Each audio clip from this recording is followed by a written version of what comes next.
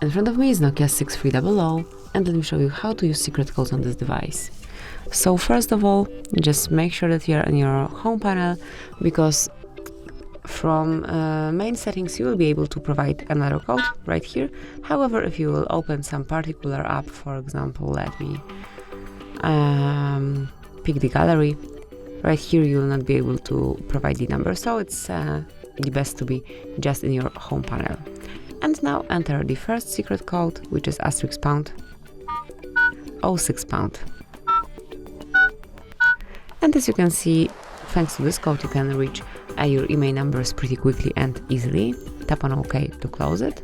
And let me show you the second code that you can use here. We can do it from this list of apps, because this is the place that we can also enter the code. And the code for the model and some more info regarding your Nokia is *##0000 and pound at the end.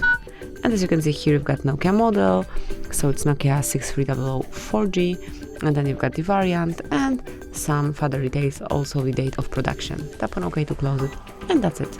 If you have any other codes, you can smoothly enter them the same way. So this is it, that will be all. Thank you for watching. Please subscribe our channel and leave the thumbs up.